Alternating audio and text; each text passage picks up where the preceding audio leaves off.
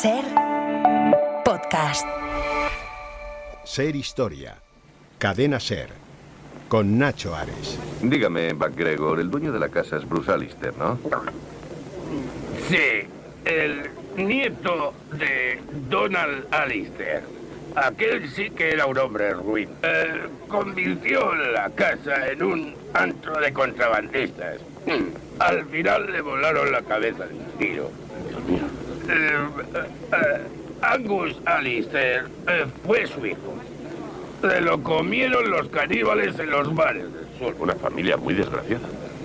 Encontraron sus huesos y los trajeron a la casa del acantilado, donde ningún hombre llega a la tumba del viejo. Es un lugar maldito. ¿Maldito? ¿Hay fantasmas? Solo los tontos creen en fantasmas. Los espíritus nunca se han acercado ahí. Faltan 5 minutos para cerrar. Una más por el recuerdo del mal.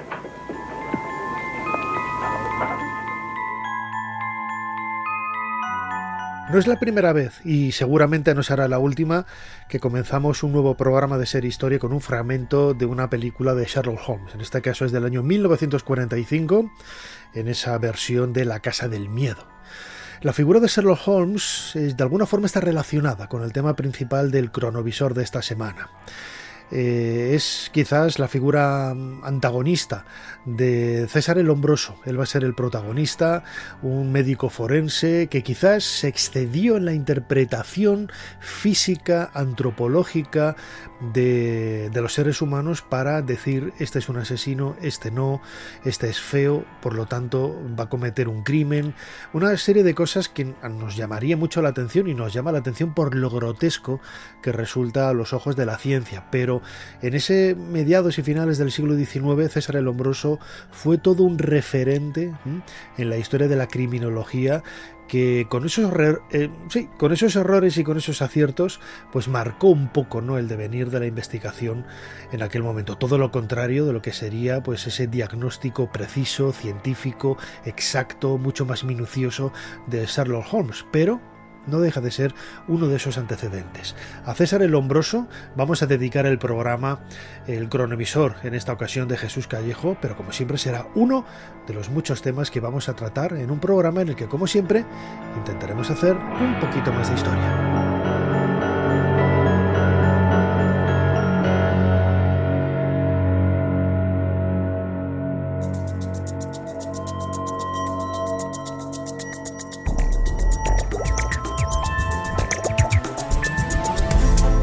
Bienvenidos a Ser Historia. Aunque le dedicamos parte de un programa especial de Ser Historia Plus, César el Hombroso quizás necesitaba el cronovisor al que le vamos a dedicar en esta ocasión, en este nuevo episodio de Ser Historia. Él va a ser el protagonista de nuestro programa de hoy. Hablaremos también de grimorios, viajaremos a la Edad Media, a esos dibujos mágicos, a esos amuletos que a través de unos grabados extraordinarios en la historia de la literatura medieval y en esos grandes libros llenos de ilustraciones pues nos permiten conocer un poco cuál es la vida y el pensamiento de aquella época. Y acabaremos en Orense, viajando a ese Museo de la Emigración. Hace unas semanas estuvimos hablando de Guinea Ecuatorial y a colación de esa entrevista que hacíamos en Ser Historia nos escribieron del Museo de la Emigración en Orense para hablar de Guinea Ecuatorial, uno de los puntos más importantes precisamente de esa emigración gallega en la década de 1960. Como siempre, soy Nacho Ares y les doy de nuevo la bienvenida a Ser Historia. Comenzamos.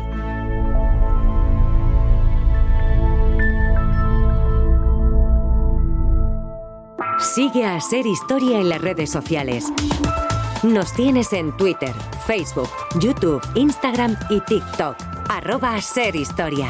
Y también puedes suscribirte a nuestra newsletter mandándonos un correo a serhistoria@cadenaser.com. Jesús Callejo, una semana más, bienvenido de nuevo a Ser Historia.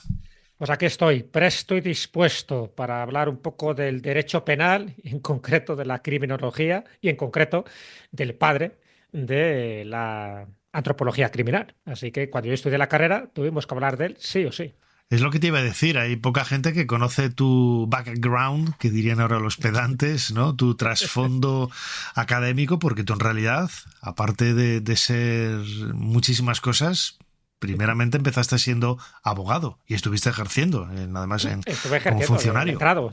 Claro, sí, sí. No, nunca ejercí como abogado por libre, ¿vale? Pero sí como letrado de la administración en distintos puestos del Ministerio de Trabajo. Y, pues, estuve de letrado de cooperativas y luego en la Subdirección General de Recursos, Ministerio de Trabajo y Asuntos Sociales, que se llamaba entonces.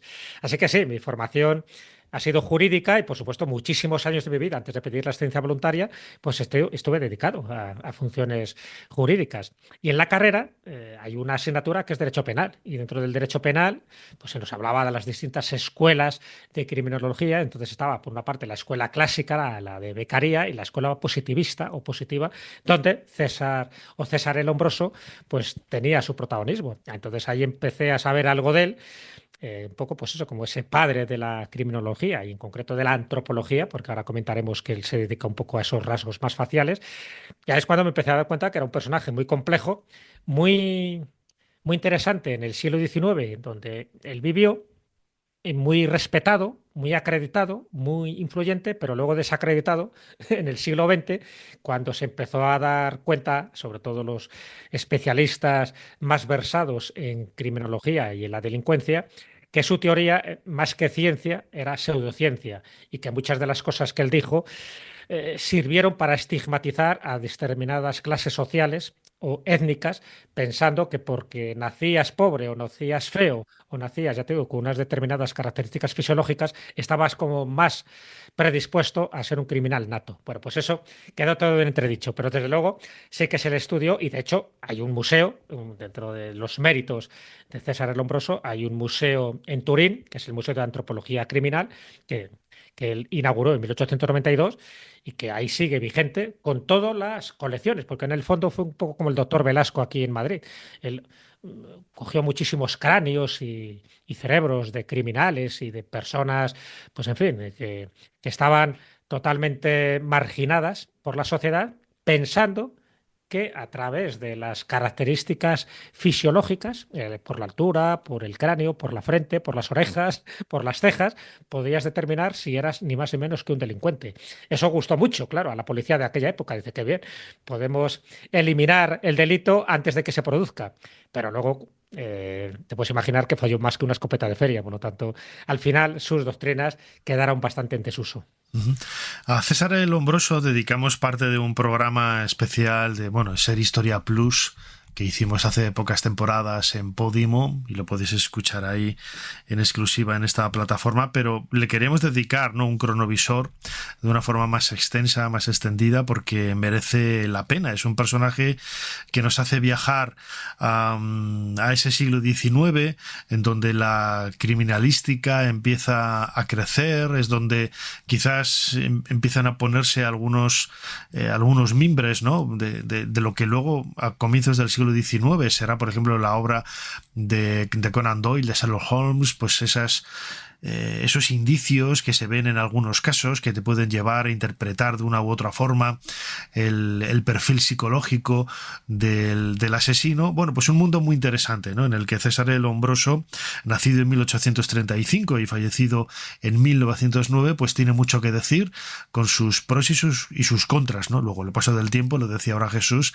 se han desestimado, se han dejado de lado muchas de sus ideas, muchas de sus propuestas, pero no deja de ser un perfecto reflejo de cómo pensaba la sociedad en aquella segunda mitad del siglo XIX. Jesús Callejo, crononauta como siempre, tenemos delante el teclado de nuestra máquina del tiempo, el cronovisor. ¿Cuál es la fecha a la que nos haces viajar en esta ocasión? Pues mira, la fecha es el 2 de marzo de 1891.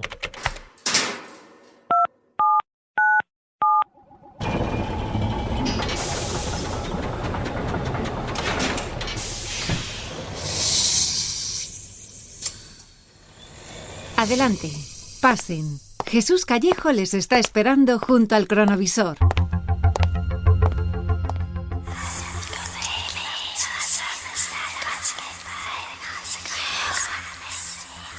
Bueno, Jesús, qué sorpresa. La figura femenina, estamos en una sesión mediúmnica, en una sesión espiritista. Yo la conozco relativamente bien, ¿no? Por esas fotografías y esos grabados que hay de época. Es Eusapia Paladino, una de las mediums también, bueno, pues luego acusada de fraude y un montón de cosas. Un día podríamos dedicar algún cronovisor a algunos mediums y algunas mediums, que sobre todo eran mujeres en esta época, por esa idea que se tenía, ¿no? De que las mujeres es más fácil que los espíritus entren en ellas porque eran seres débiles y las pudieran manipular, ¿no? Pero bueno, estamos, como digo, en una sesión mediúmnica y de qué estamos siendo testigos.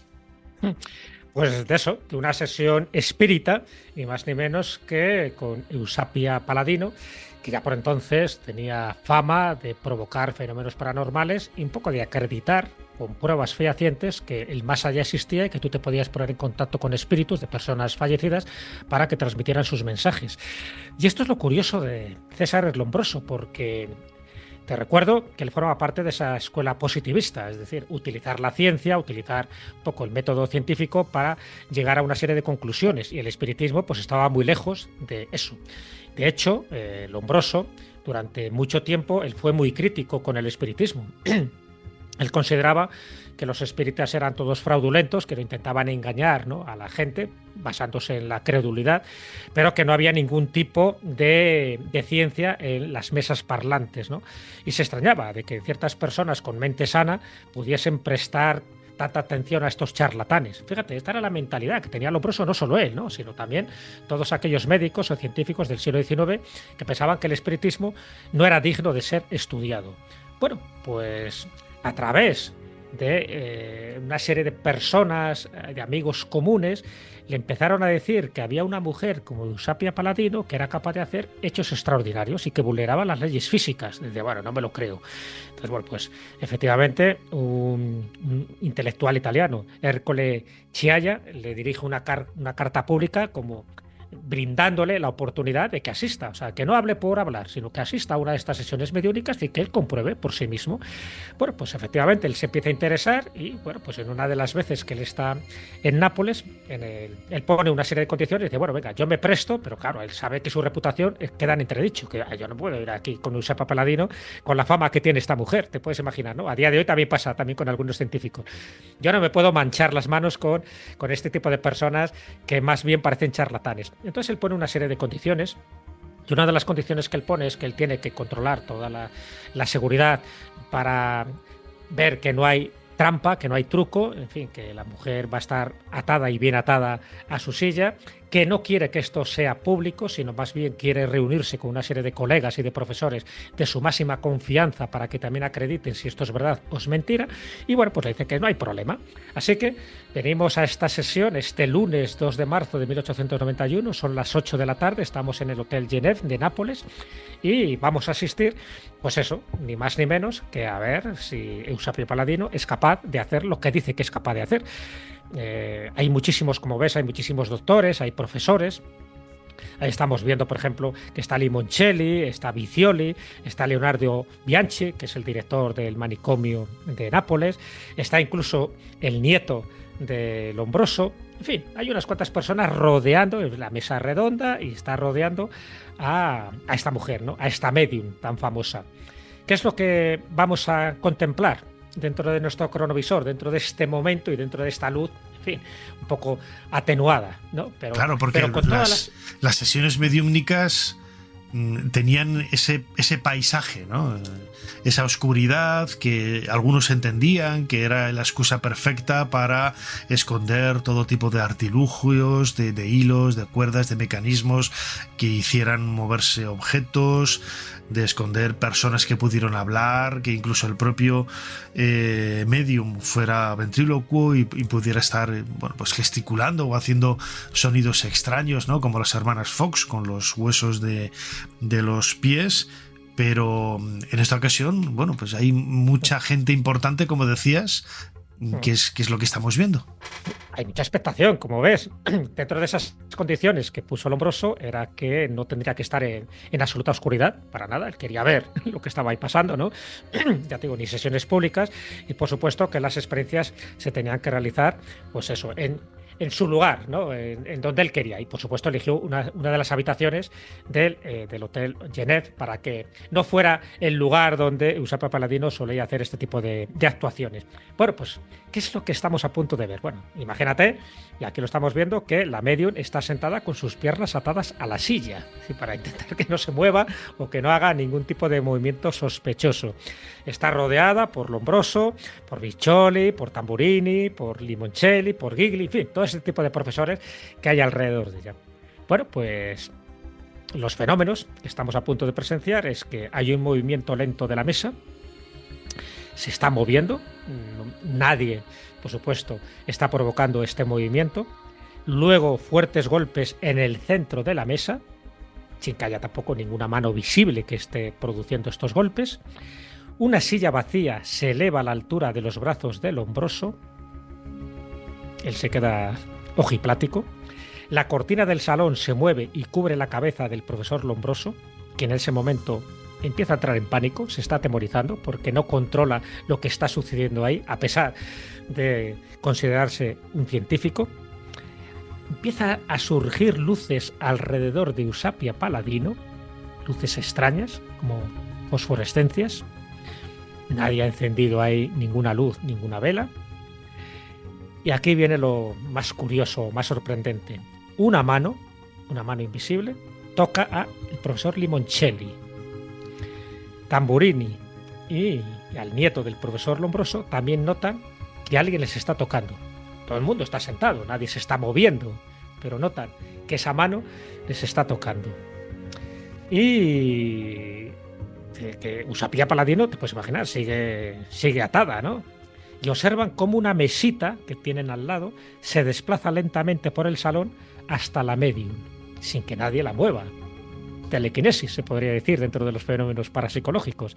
Y por último, un jarrón de porcelana que contenía harina para el experimento.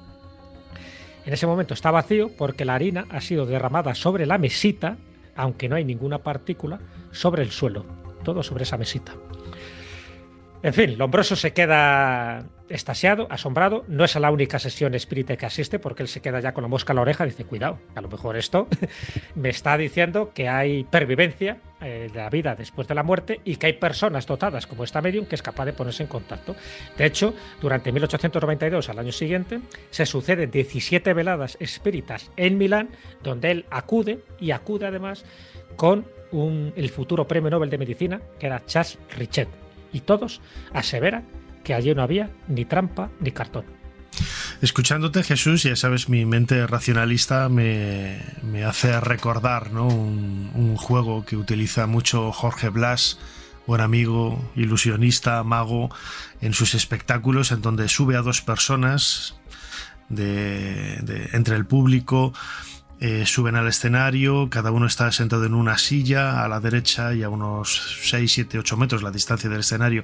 En el otro extremo hay otra persona, a los dos se les venda los ojos y Jorge está alrededor de uno de ellos, que va a servir como de punto de irradiación de la energía, por así decirlo, ¿no?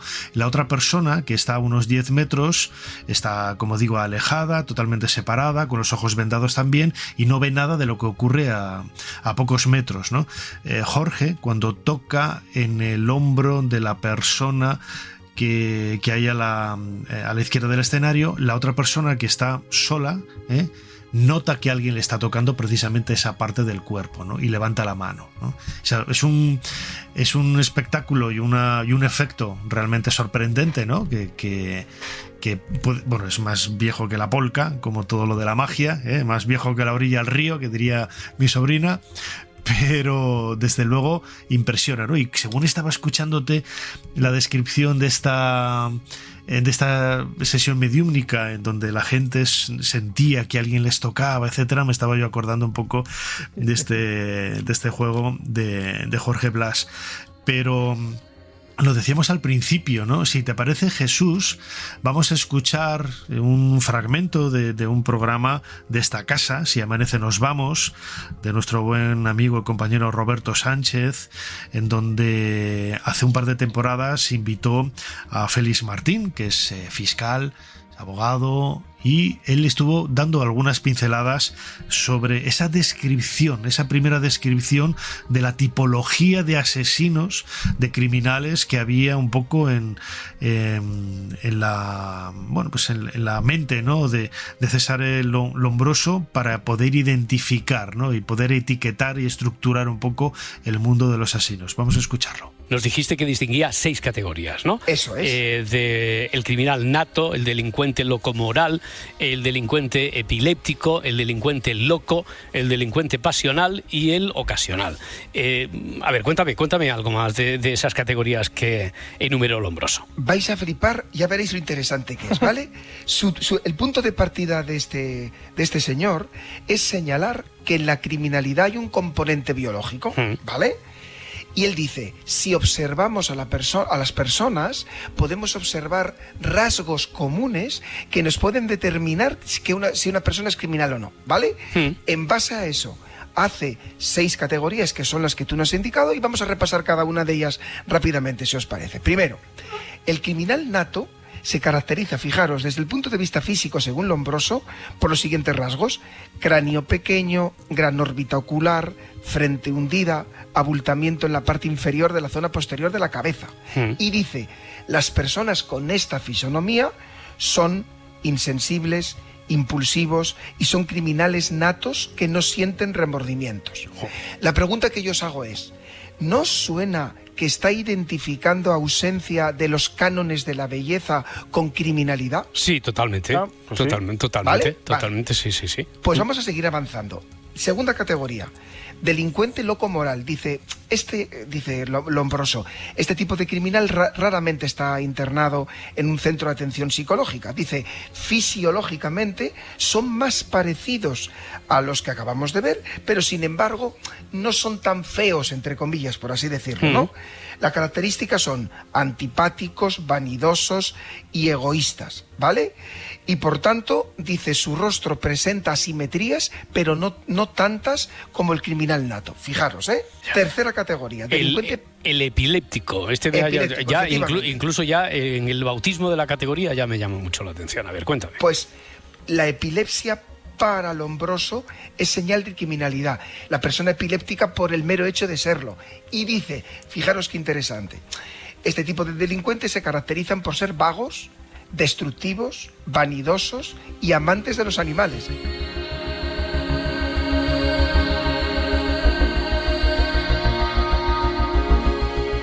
Jesús, es totalmente bizarro, ¿eh? O sea, las descripciones que se hacen, yo no sé cómo podríamos tú y yo resolver estas circunstancias. ¿Qué dirían de nosotros? No lo sé. La verdad que no tengo ni idea. A ver, si fuéramos pobres, feos, anarquistas, ¿sabes? Y fuéramos epilépticos, seguro que ser un criminal nato para César Lombroso. Lo estoy reduciendo demasiado, evidentemente, pero sí que él se basó mucho en lo que él llamaba el atavismo. Es decir, él buscaba rasgos hereditarios, rasgos faciales, rasgos craneales. De hecho, él empieza a interesarse por todo esto cuando hace una autopsia a un criminal, a un famoso criminal, que era Giuseppe Vilella, en 1870, y porque dice, bueno, pues está claro, si este era un criminal, algo tiene que notarse, ¿no?, en su anatomía, en su cadáver, ¿no?, en este caso en su esqueleto, en su cráneo. Y nota que en ese cráneo, en el de Giuseppe Vilella, había como una cresta en la parte occipital de su cráneo, que estaba como, pues eso, algo anómalo, una cresta muy parecida a lo que tienen algunos animales, algunos pájaros, incluso algunos homínidos. Y dice, y lo escribe así en uno de sus libros, dice, vi la luz, uno de sus libros más famosos, que es El hombre delincuente. Vi la luz, es decir, se dio cuenta, dice, ya está. Si este criminal tiene una anomalía craneal occipital que ya nos está indicando de que ya tenía tendencias para cometer crímenes o para cometer todo tipo de delitos. Y entonces él empieza a hacer una colección de cráneos, de cerebros. De hecho, es el origen de ese Museo de Antropología de Turín que te he comentado antes, y empieza a interesarse mucho por esa teoría frenológica del crimen. Es decir, empieza a ver que los criminales tienen una serie de características. Ahí es donde, en fin, esos estigmas físicos es lo que al final le desprestigian totalmente la teoría del Lombroso, porque él dice que, a ver, si tú tienes una mandíbula prominente, si tienes cejas pobladas, si tienes los ojos caídos, si tienes pues unas orejas grandes, los hombros también caídos, los brazos más largos en relación con las extremidades inferiores, si tienes la nariz torcida y aplastada, una serie de rasgos que ya está, eres un criminal, nació para matar, ¿no? Como diría el sargento Arensibia en las tiras cómicas de Ibar. Bueno, pues evidentemente esto fallaba como una escopeta de feria, como te decía, ¿no? Porque esto él intentaba que fuera esa criminología positivista, es decir, científica, basado en hechos objetivos. Entonces, claro, dentro de la vida, y también no nos podemos solo quedar en este aspecto. Yo considero que es el aspecto más negativo. Él tuvo méritos y tuvo muchos deméritos. El demérito, desde luego, para mí es la teoría del criminal nato, ¿no? Esto de que nacen muchas personas con una predisposición biológica al crimen. Pero él desdeña una serie de aspectos ambientales. Por ejemplo, él no contempla el que haya alguien nacido, por ejemplo, en la pobreza, o que haya sido abandonado, que esté en un entorno familiar, en fin, muy complicado, o la educación. Todo eso no lo contemplaba en su teoría. Luego rectificó al final de su vida, pero ya fue bastante tarde. Entonces, claro, hay una serie de cosas que están en su demérito. Las influencias, por ejemplo, que tuvo políticas discriminatorias, se basaron en él, César el Lombroso. Por ejemplo, los nazis lo utilizaban mucho, ¿no? Ya Lombroso ya decía que había personas que estaban destinadas un poco a cometer delitos. Claro, para el nazismo esas personas destinadas a cometer delitos eran los judíos o razas inferiores. Y eso se influyó muchísimo en las doctrinas de César Lombroso. Pero dentro de los méritos, en fin, él, por ejemplo, defendió una reforma del sistema penitenciario. Se dio cuenta que el trato que se estaba dando a los delincuentes no era el más justo posible. Él utilizó métodos empíricos, recolectó muchos datos, hizo muchas autopsias, intentó tener un método científico para llegar a distintas evaluaciones y conclusiones. Tuvo mucho interés, por ejemplo, por la prevención del delito y por la rehabilitación del delincuente. Se ofreció voluntario, por ejemplo, en epidemias de cólera o de tifus. Cuando nadie quería ir porque se contagiaba, él decía que yo voy. O sea, que tuvo también un carácter humanista muy importante. Y fue el fundador de la criminología positivista, en fin, al estudiar el crimen desde una perspectiva científica y no como se pensaba en aquella época. Recuerda que estamos hablando de mediados del siglo XIX. Se pensaba que muchos criminales es porque eran pecadores y por lo tanto su alma también estaba en pecado, y como eran pecadores pues utilizaban todo su mal, ¿no?, como influencia del demonio para que cometieran crímenes o que crearan cierta inestabilidad en la sociedad. Claro, pues eso él lo rechazó. Dice, no, esto no tiene nada que ver con la religión y con principios morales. Pero sin embargo, otra de las cosas en las que él creo que se equivocó fue en acusar a los anarquistas como que todos eran criminales natos y locos. Él decía que eran vagabundos, que eran ladrones, que eran asesinos y que biológicamente eran anormales. Claro, esto se produjo un debate sociológico en su época donde Enrico Malatesta, que fue uno de los anarquistas más famosos, le criticó, pero se criticaron públicamente, ¿no?, en los periódicos, diciendo que estaba utilizando la ciencia precisamente para criminalizar ideas políticas. Que si él no creía en el anarquismo, vale, pero que no pensara que los anarquistas tenían que ser delincuentes natos, tal como él decía. Y también se metió con las prostitutas, intentó buscar un medicamento para acabar con la prostitución, intentó llegar a hacer prácticas de cauterización del clítoris en algunas muchachas pensando que de esta forma se quitaba la prostitución. En fin, como ves, Lombroso se metió también en todos los fregados. Lombroso distingue entre los locos delincuentes y los delincuentes locos, ¿vale? Y dice, los locos delincuentes, sí, son enfermos que no razonan y no son responsables de sus actos, por tanto no deberían ir a prisión. Los locos delincuentes, pero los delincuentes locos, en cambio, cometen un delito y enloquecen después en la prisión. Ah, en la cárcel es donde enloquecen. Vale. ¿Y sabes qué dice? Dice que hay 3 tipos de delincuentes locos. ¿Qué son? El alcohólico, el histérico y el matoide. ¿El matoide es el matón? ¿O cómo? El matoide. Pues veréis, el alcohólico es lo que su nombre indica, el que se embriaga y comete delitos. No engañan a nadie. Efectivamente, el histérico tiene una gran tendencia a mentir y una inclinación natural al erotismo. Como todo el mundo sabe, hay que añadir. El matoide está en la línea que separa la cordura de la locura. Está ahí. Según qué paso está en la frontera, está entre Pinto y Valdemoro, entonces, el matoide. Vale. Estaba el delincuente pasional. Que con la pasión hemos justificado, me parece que lo recordamos la semana pasada, muchas barbaridades, muchísimas.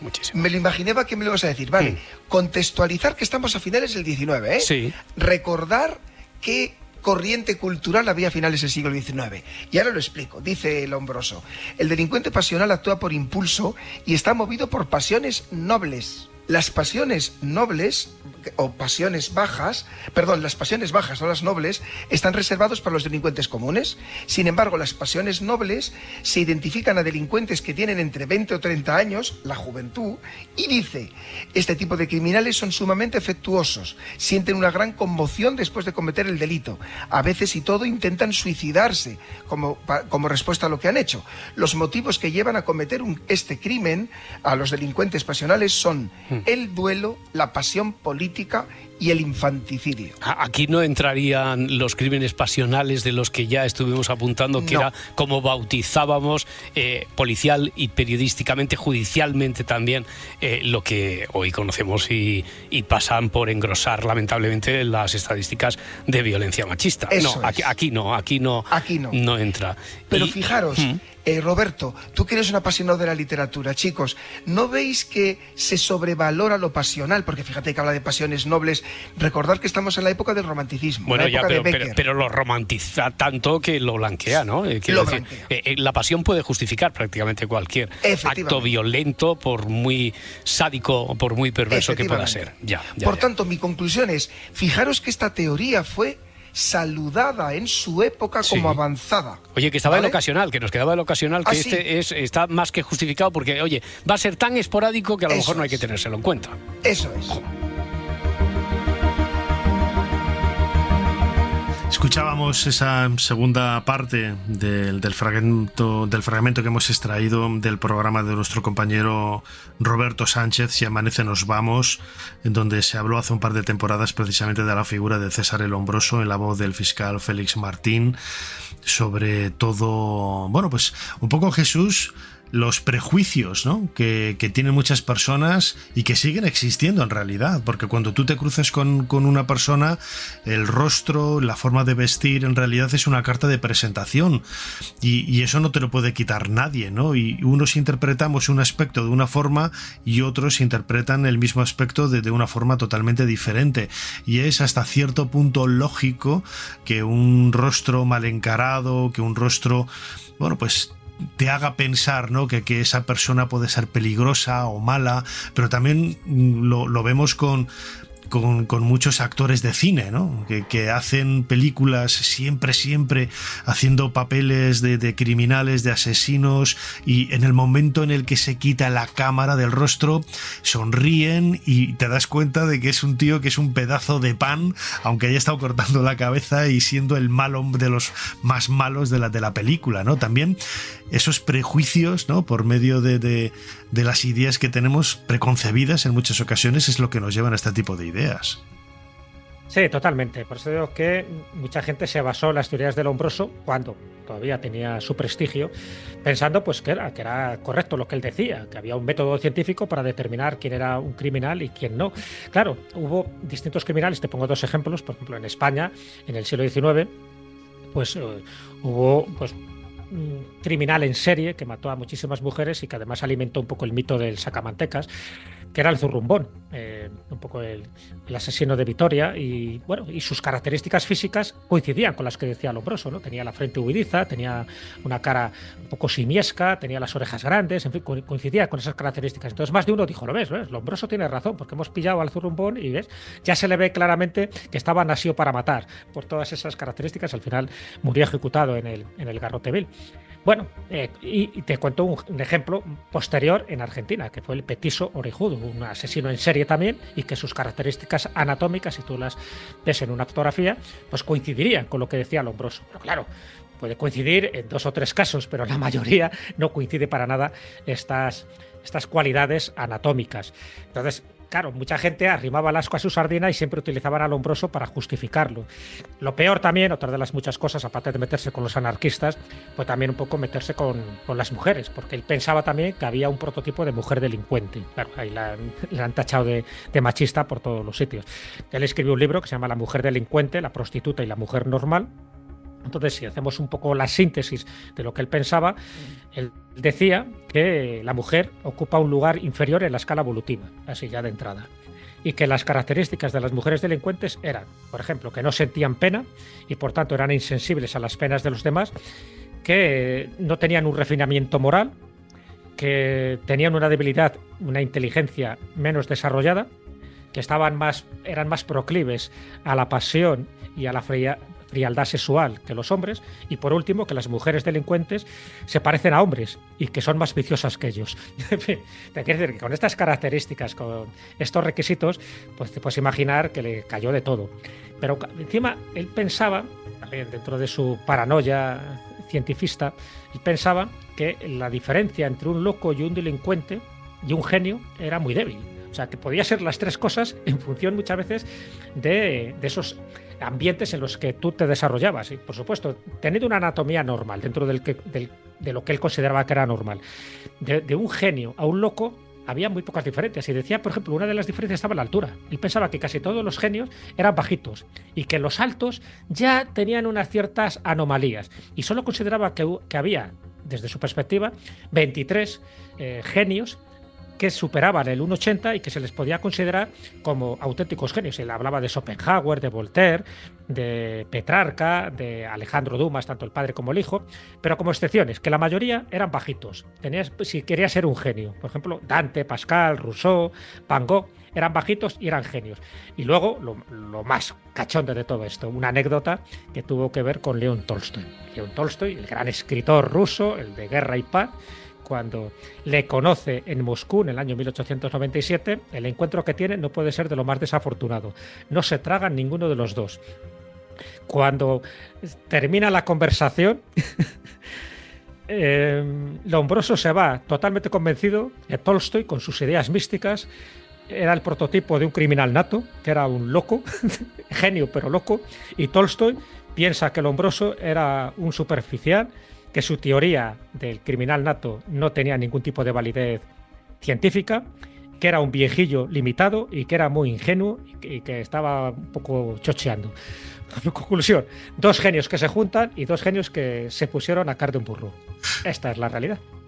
Desde luego, las teorías de César el Lombroso parece que no dejaban indiferente a nadie, ¿no? Y claro, viéndolas hoy con la perspectiva del tiempo, no solamente por ese presentismo, ¿no?, con el que solemos valorar la ética, la moral, o sea, hoy sería impepinablemente aborrecible, ¿no? Pero también en aquella época, desde el punto de vista científico, también lo era. Es decir, ¿no?, ese presentismo quizás se extiende un poco también hasta el siglo XIX, pero bueno, era un personaje, yo creo que bastante singular, bastante curioso, al que había que dedicar este nuevo cronovisor aquí junto con Jesús Callejo en Ser Historia.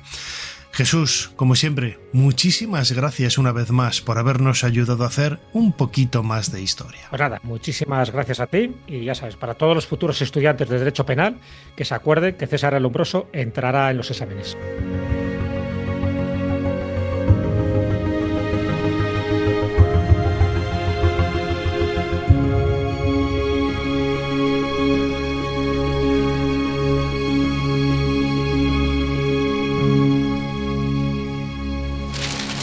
Extra, la Gioconda ha desaparecido del Louvre. La Gioconda en poder de una banda de traficantes de arte internacional. Extra, el Louvre pierde la obra maestra de Leonardo da Vinci.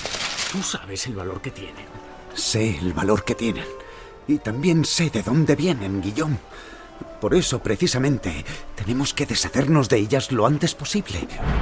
Ser Historia con Nacho Ares. Todo lo que quisiste saber de la historia, la madrugada del sábado al domingo en la cadena SER.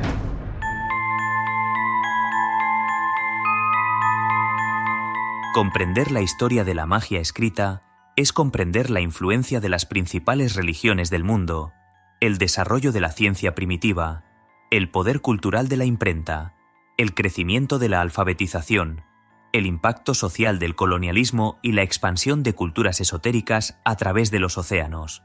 El contenido de los textos mágicos representa mucho más que la propia magia, y sus cualidades artísticas, poco estudiadas, revelan tradiciones únicas en los ámbitos de la ilustración, el diseño y la imaginación. Las formas textuales y pictóricas de la magia existen en parte por la necesidad de crear un registro físico del conocimiento mágico y en parte para hacer magia.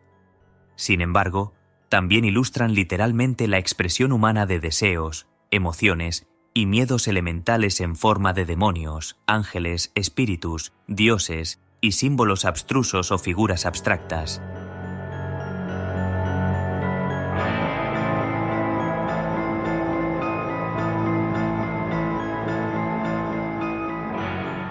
Comenzamos este nuevo bloque de Ser Historia y lo hacemos escuchando la introducción del libro El arte del grimorio de Owen Davies, publicado recientemente por ACAL, en donde se nos sumerge en un tema absolutamente apasionante, el mundo de la magia, de los libros extraños, esotéricos, insólitos, que recorrieron todo Occidente, toda Europa, desde la Edad Media y tiempo antes también. Hay algunos casos que podrían retrotraerse un poco más atrás en el tiempo, pero que nos está hablando de una forma de pensamiento, de una forma de interactuar con el entorno, de una manera y de unos anhelos que el ser humano ha manifestado desde siempre.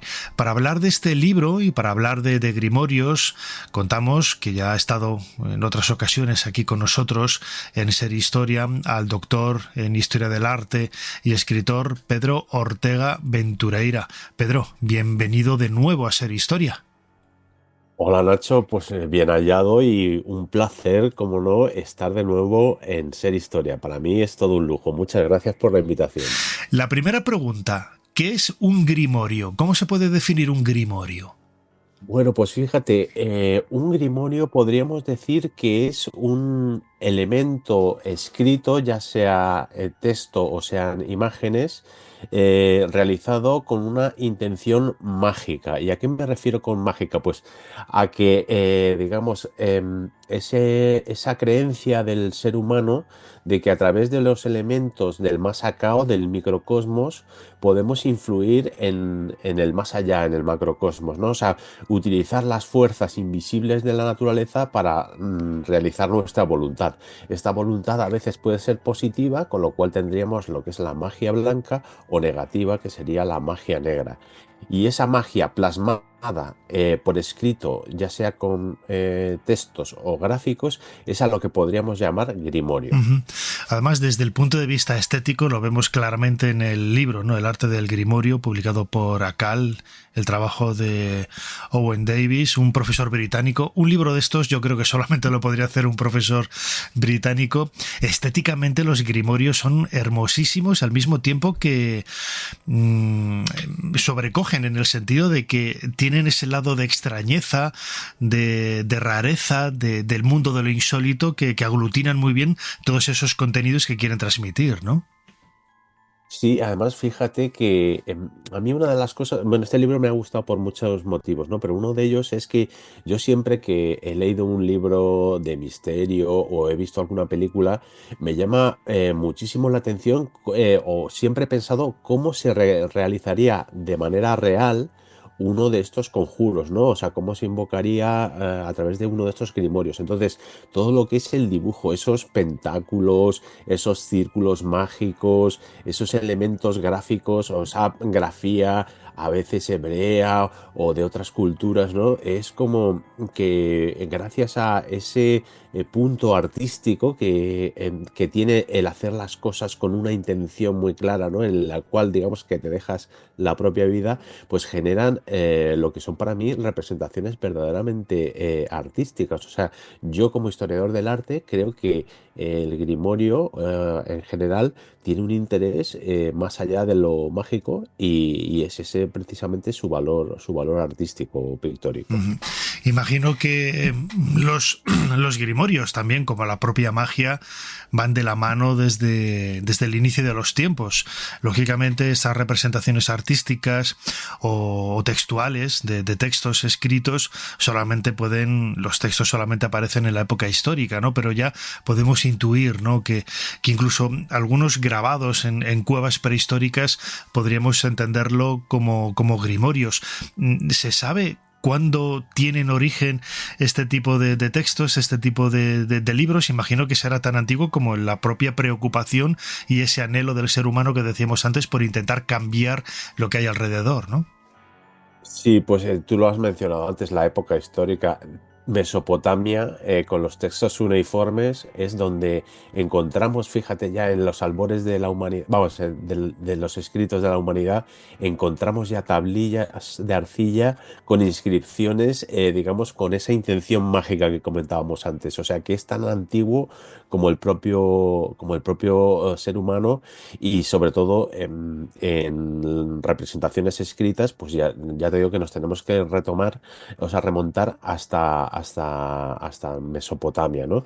Y es muy curioso porque Owen Davies, este libro, sobre todo en su primera parte, lo que hace es clasificar los grimorios por el material sobre el cual se realizan, o sea, pasando por esas tablillas cuneiformes. Pero bueno, tú conoces bien los papiros egipcios, ahí también nos encontramos manifestaciones de este arte de los grimorios. Y luego, pues como no, el pergamino, el papel han sido soporte de estos, digamos, estas invocaciones, estos legados por escrito mágicos, y es muy curioso. Y fíjate bien, Nacho, que aunque llegue la imprenta en el Renacimiento, no van a pasar o sea, sí que es verdad que se va a difundir mucho más por la imprenta, pero no van a dejar de haber grimorios escritos a manos. De hecho, muchas veces se cree que un grimorio solo puede funcionar si efectivamente está escrito a mano o contiene elementos, digamos, que lo hacen singular, como puede ser a lo mejor escribir en vez de con tinta, con la sangre de tu enemigo o de un animal. Ya sabes, este tipo de invocaciones como son.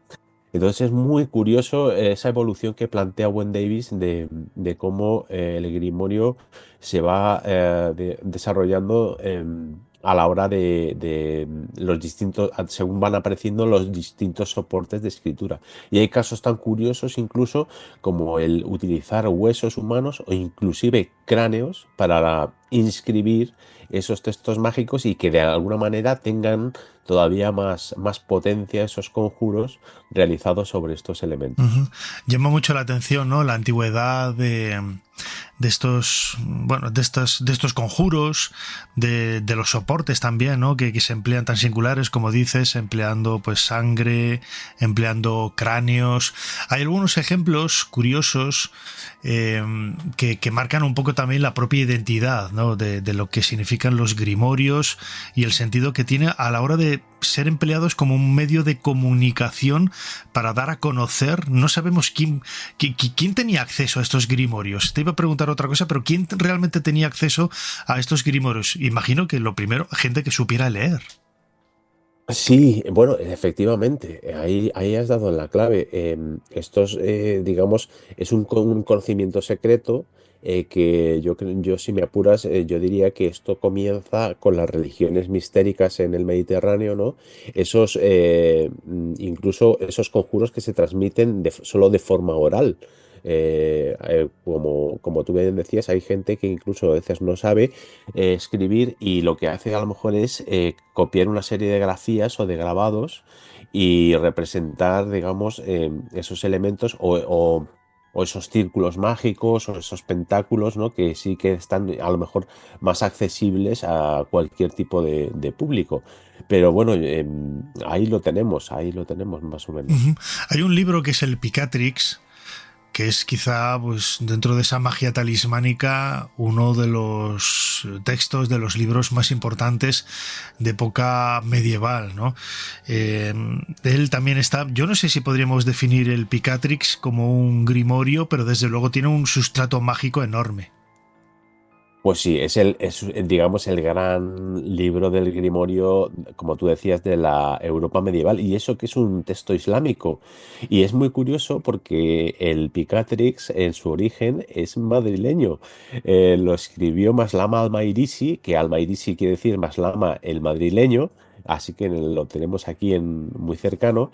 Y es verdad que solo tiene de madrileño el nombre porque digamos que se fue al Emirato de Córdoba y es en Córdoba donde va a realizar este texto, esta recopilación de grimorios, ¿no? Porque yo diría que el Picatrix es una recopilación de textos mágicos y que luego va a ser traducida en la Escuela de Traductores de Toledo al latín y va a adquirir ahí el nombre de Picatrix, y es cuando va a tener esa expansión por todo el orbe occidental de la Edad Media, que con el texto ya en latín pues se convierte efectivamente en uno de los libros mágicos por antonomasia.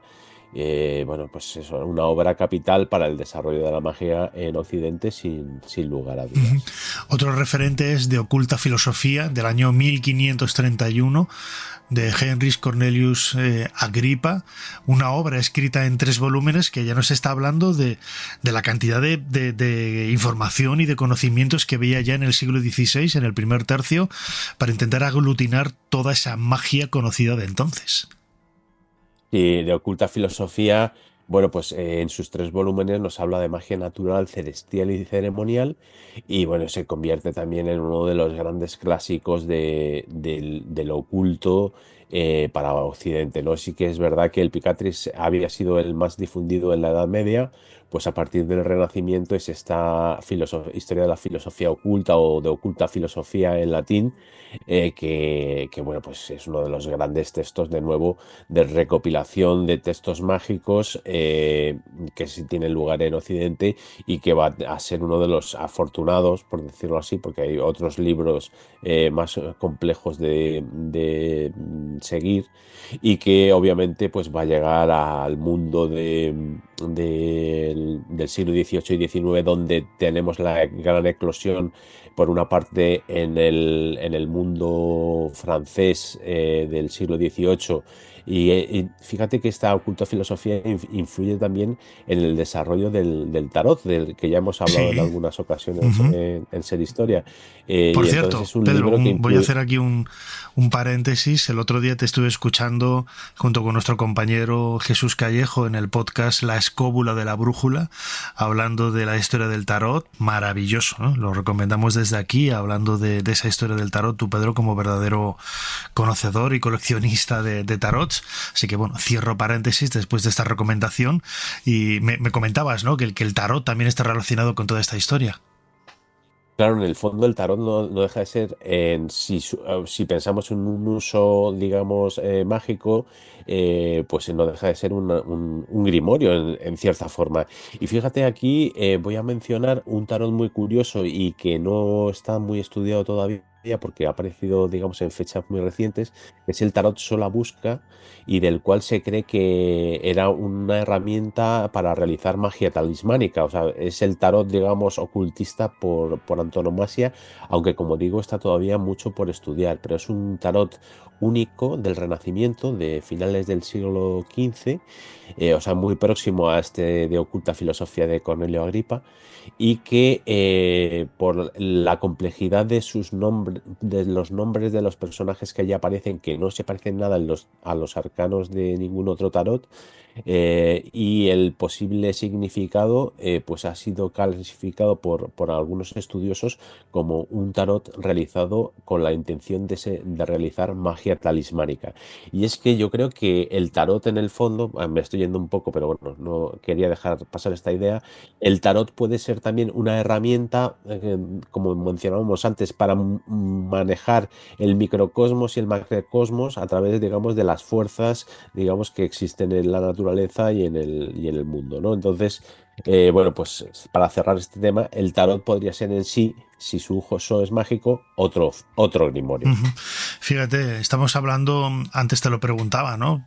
Sobre los destinatarios de este tipo de libros, los grimorios, pues gente quizás ilustrada, gente con la capacidad de poder leer, pero también las imágenes, los dibujos son suficientemente potentes y simbólicos que nos hacen viajar a una realidad paralela que, bueno, conociendo un poco las claves para poder decodificar ese mensaje, pues no podemos también tener un entendimiento de lo que se quiere transmitir, ¿no? La propia portada del libro, Arte del Grimorio, vemos a una mujer que en realidad son dos mujeres, como dos siamesas fundidas en una, con unas alas de murciélago.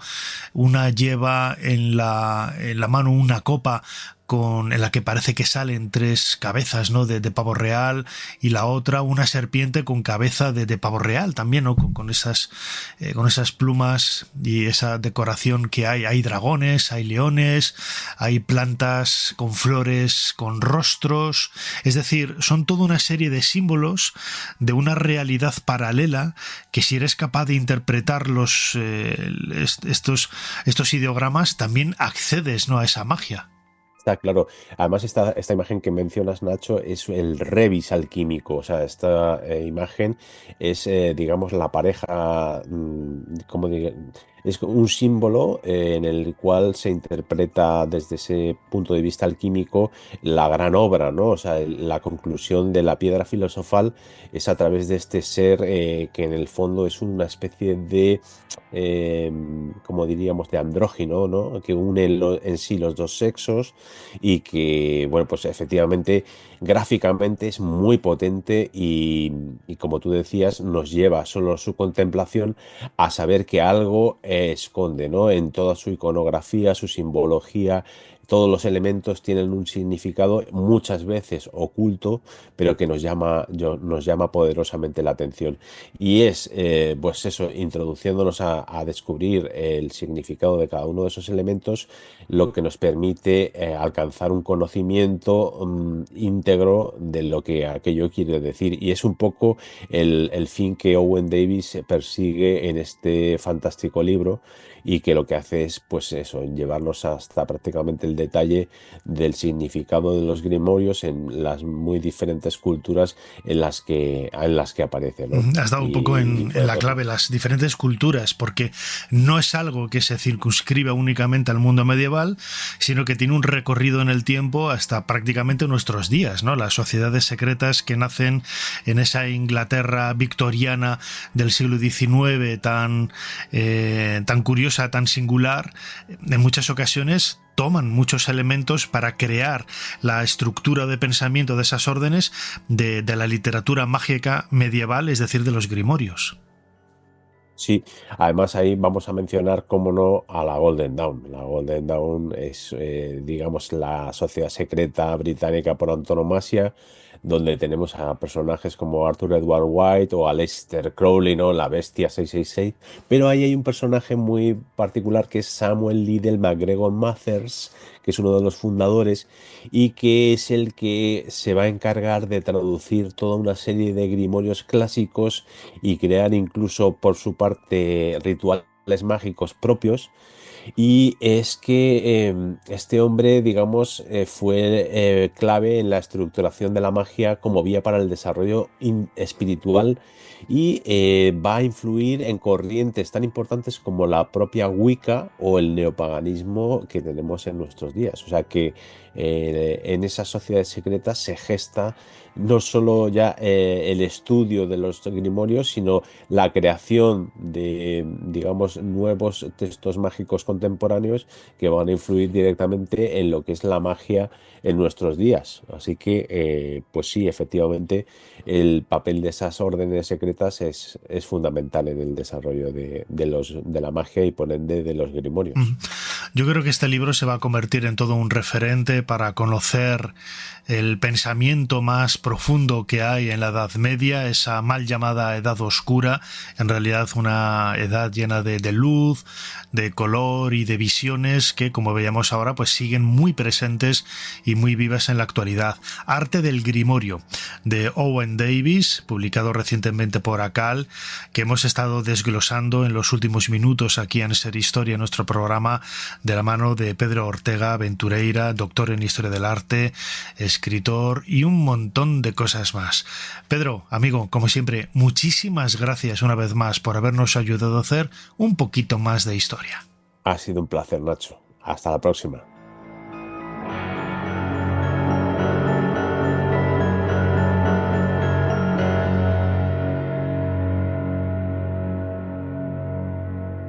El trabajo de Sir Leonard Woolley quedó empañado por el hallazgo casi simultáneo de Tutankamón en Egipto. Sin embargo, Leonard supo transmitir como nadie su entusiasmo por la arqueología. Así lo hizo al menos conmigo. Además, la arqueología fue toda una fuente de inspiración para algunas de mis novelas de misterio, como Muerte en el Nilo, Asesinato en Mesopotamia o Cita con la muerte. Ser Historia con Nacho Ares. Todo lo que quisiste saber de la historia, la madrugada del sábado al domingo en la cadena SER.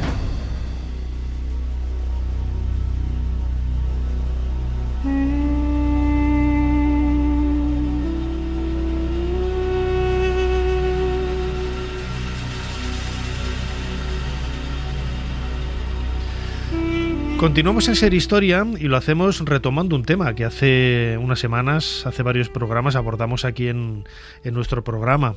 En aquella ocasión, Andrés Pascual, autor de la novela El árbol de las palabras, nos hablaba de la presencia española en Guinea Ecuatorial.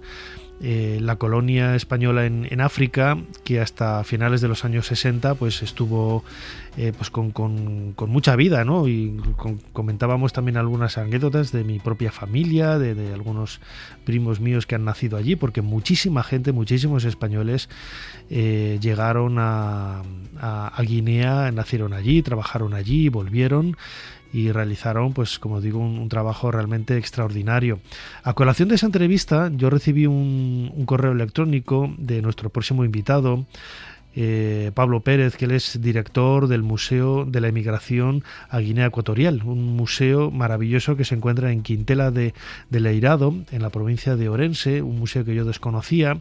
Y bueno, pues le he pedido el favor de acercarse a Radio Orense para poder hablar en los próximos minutos y ahondar, ¿no?, en el tema de la presencia española en Guinea Ecuatorial, que queda muy bien reflejada en ese museo que tienen en Quintela de Leirado.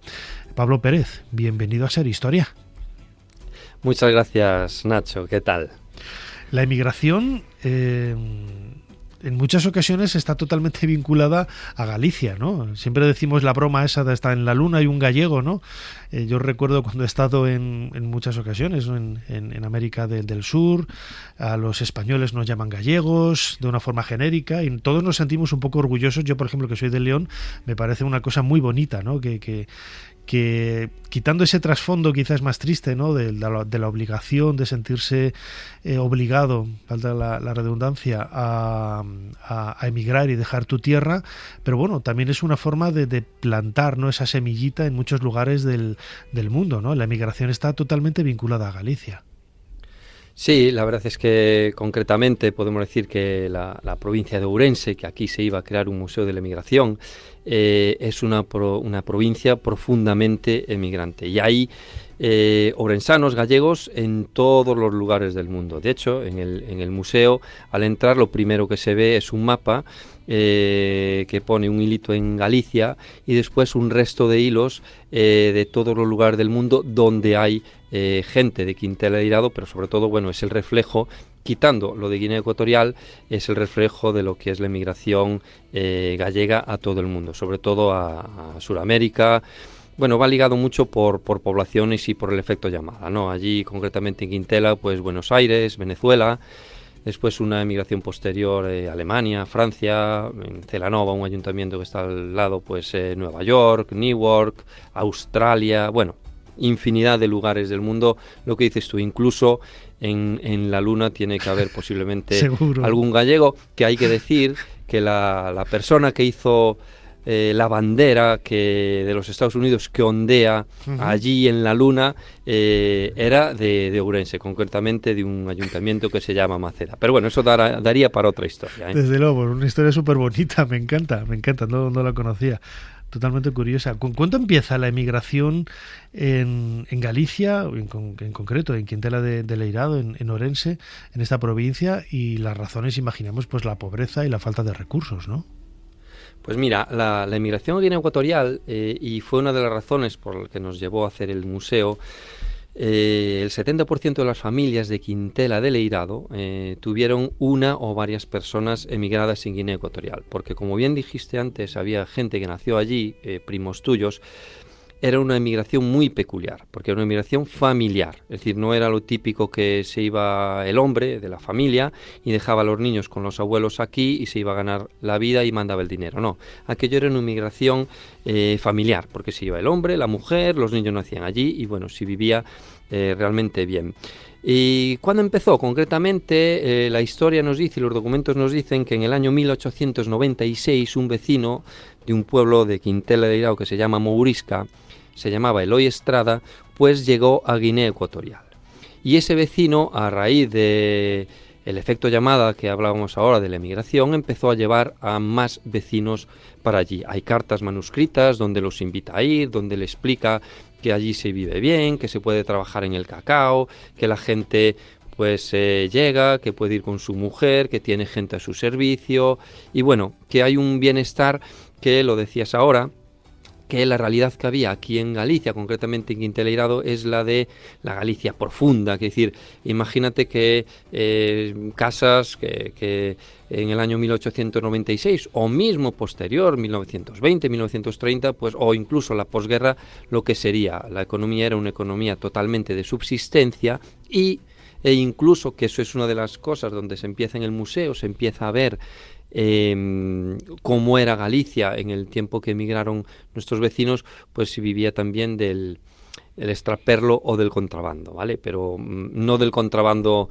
con la mala acepción que puede tener ahora, sino con un contrabando de llevabas productos, llevabas ganadería, traías azúcar, café, y bueno, era de lo que se vivía, economía de subsistencia y contrabando en Quintela de Leirado en los finales del siglo XIX y principios del siglo XX. Uh-huh. Claro, esa profusión, ¿no?, del conocimiento de Guinea por mensajes boca a oído y sobre todo la correspondencia, ¿no?, que llegaría desde allí.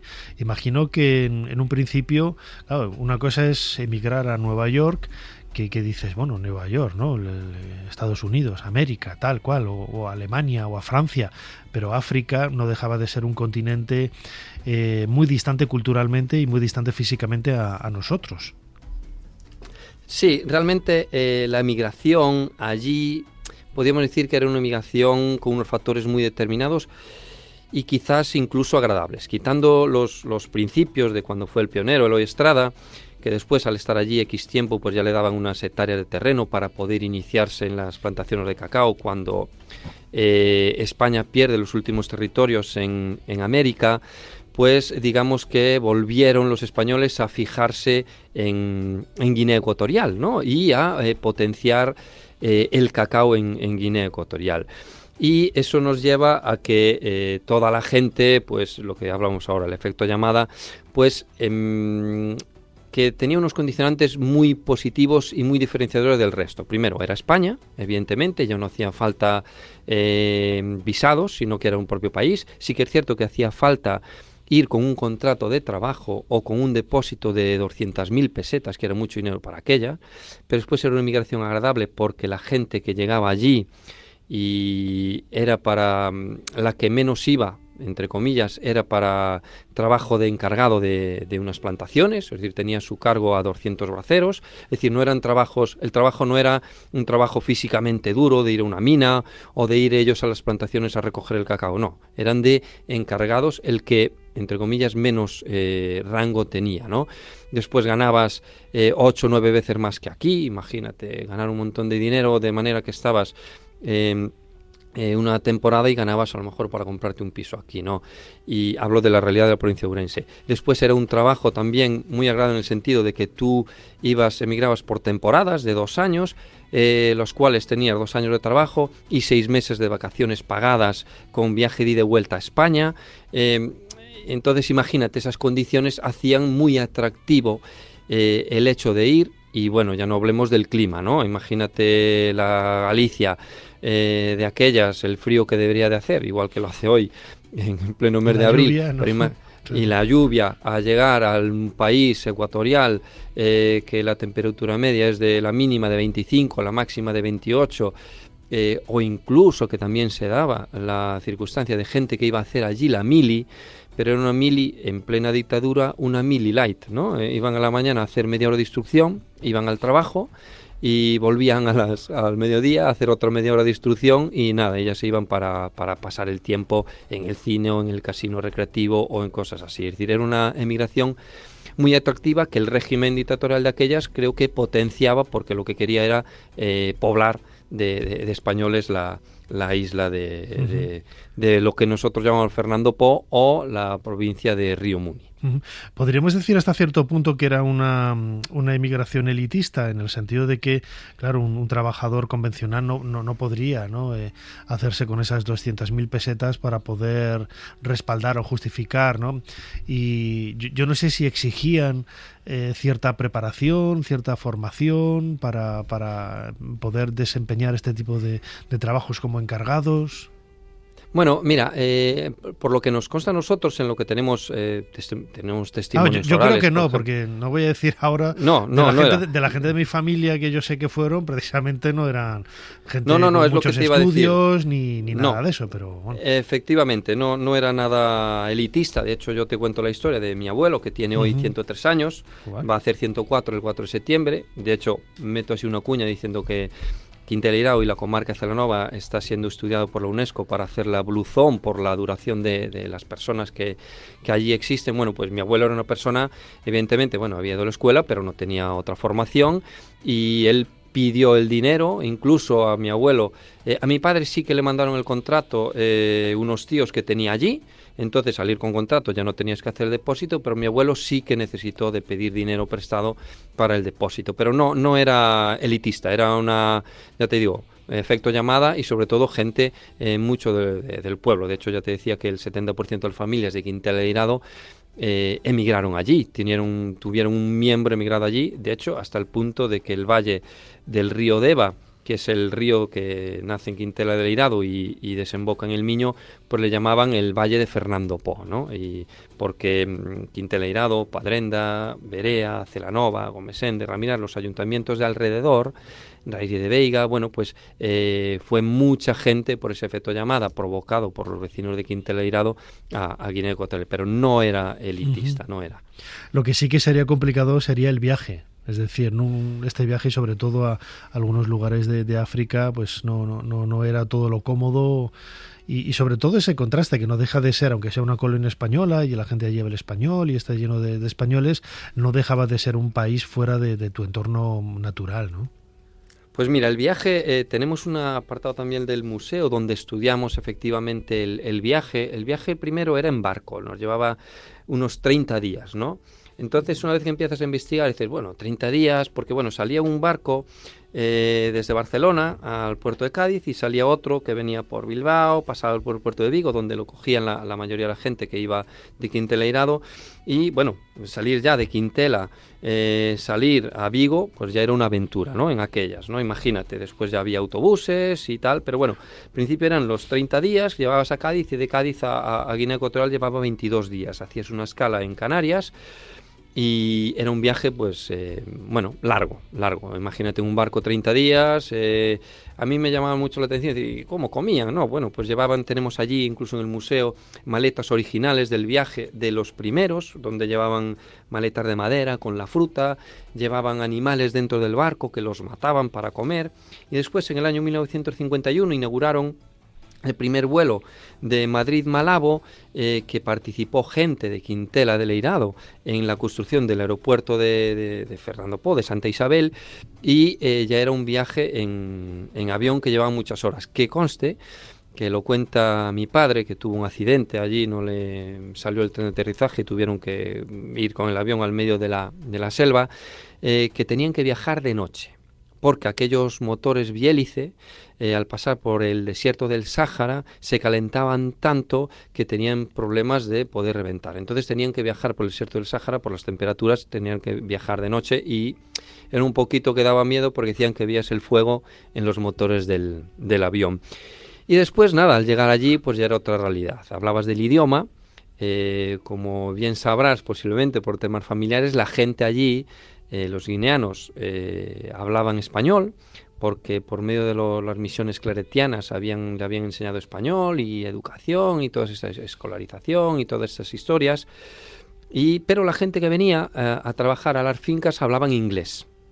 Y la manera de entenderse de los españoles con ellos era la variante de inglés, esto del que le llaman el pichingle, no sé si te suena, ¿no? Pichingle, sí. Tenemos allí un diccionario editado de pichingle, que es un inglés fonético así, un broken English, y la verdad es que a mí me llama mucho la atención, porque cuando vienen mis primos de Australia hablan con mi abuelo, que tiene 103 años, lo que te decía, y mi abuelo les habla inglés, un inglés muy limitado, sobre todo a efectos de trabajo, pero bueno, le va valiendo para entenderse con ellos, ¿no? Porque no hablan español.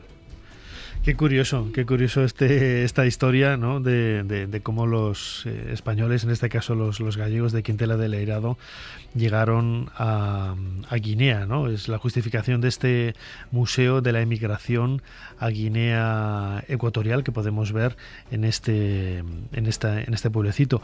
Ya para ir acabando, Pablo, tenía aquí anotado una pregunta de esa visita virtual que se puede hacer a través de la página web también del museo. Claro, no todo eran bondades. Pensemos que estamos en otro continente, con otra atmósfera, con otro clima, con otras cosas y también otras enfermedades, ¿no? Sí, la verdad es que era lo que dices tú, otro continente, otras temperaturas, había problemas sobre todo de malaria. Tenían que dormir con mosquiteras en las casas, la alimentación era diferente, los animales... estamos acostumbrados aquí a Galicia, el árbol más fuerte sería un carballo, de aquellas no eucaliptos, y allí llegan al ocumé, que es un árbol inmenso, ¿no?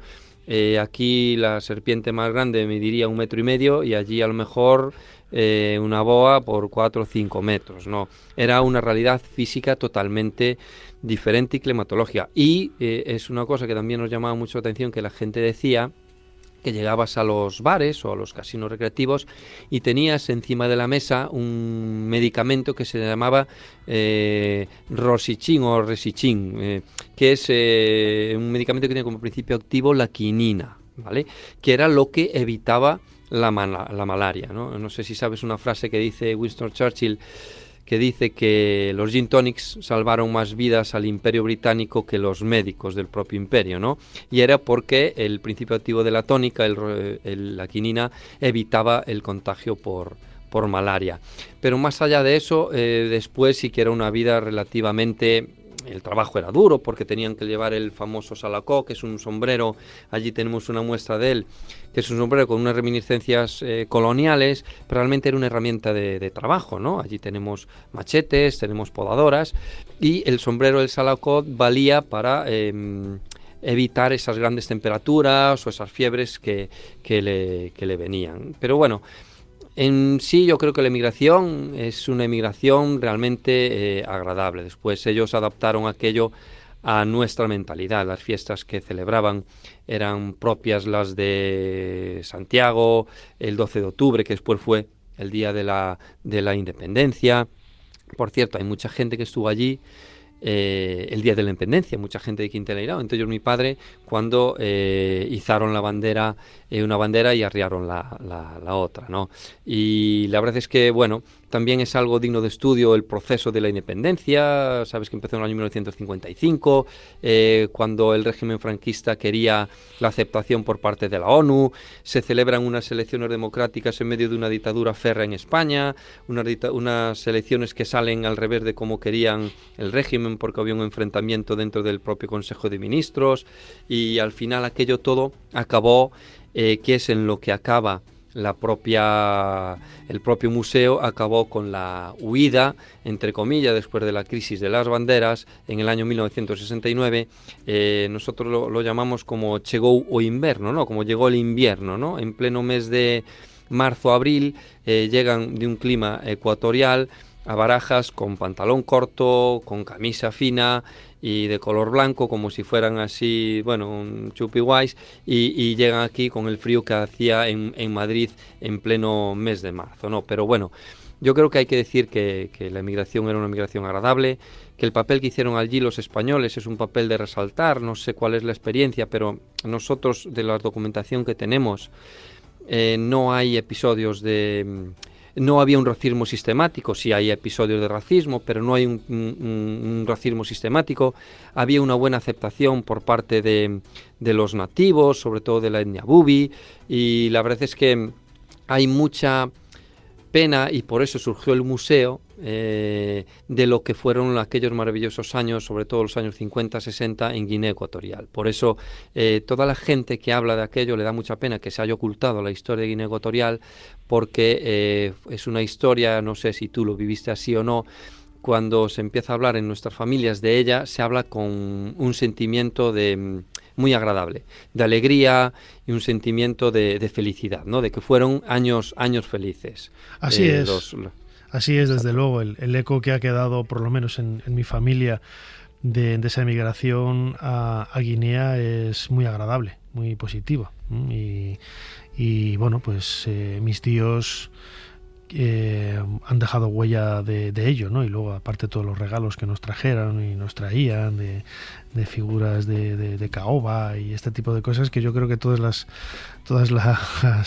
familias que hemos tenido emigrantes allí, pues todos tenemos, ¿no? A los negritos con las lanzas y todo este tipo de cosas que decoran las casas de aquella época, ¿no? Todo esto y mucho más lo podemos estudiar, lo podemos aprender en este Museo de la Emigración a Guinea Ecuatorial, que podemos encontrar en Quintela de Leirado, en la provincia de Orense, y que en los últimos minutos hemos descubierto de la mano de su director, Pablo Pérez. Pablo, como siempre, muchísimas gracias una vez más por habernos ayudado a hacer un poquito más de historia. Muchas gracias, Nacho, y os invito a todos a venir a ver el museo. Con AVE en Ourense llegas desde Madrid en 2 horas y cuarto, y hay media horita desde la ciudad al propio museo. Allí lo recibiremos y espero tu visita pronto, y darte las gracias por contar con nosotros, porque de alguna manera es poner una piquita del corazón de muchos españoles que estuvieron allí, pues para darlo a conocer a todos los españoles. Muchísimas gracias, Pablo. Muchas gracias, Nacho.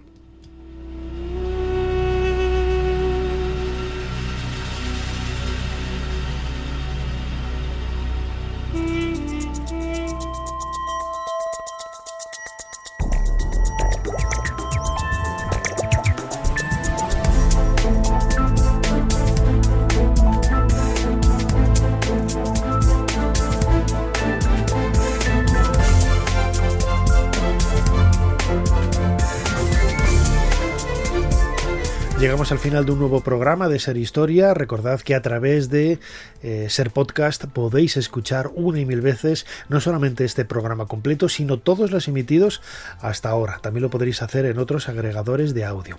Fermín Agustí ha estado en la producción del programa, Ana Caballero echándole una mano en la producción y controlando las redes sociales, y a los mandos de esta máquina del tiempo, en el apartado técnico, nuestra compañera Chumi Rodríguez. Delante del micrófono y en la dirección, vuestro humilde servidor Nacho Ares. Os dejamos ahora con esa noche cultural, esa madrugada cultural de la cadena SER, con música, con libros, con cine, con un montón de cosas apasionantes, como digo, en esta madrugada. Nosotros nos seguimos escuchando la semana que viene. Hasta entonces. Para no perderte ningún episodio, síguenos en la aplicación o la web de la SER, Podium Podcast o tu plataforma de audio favorita.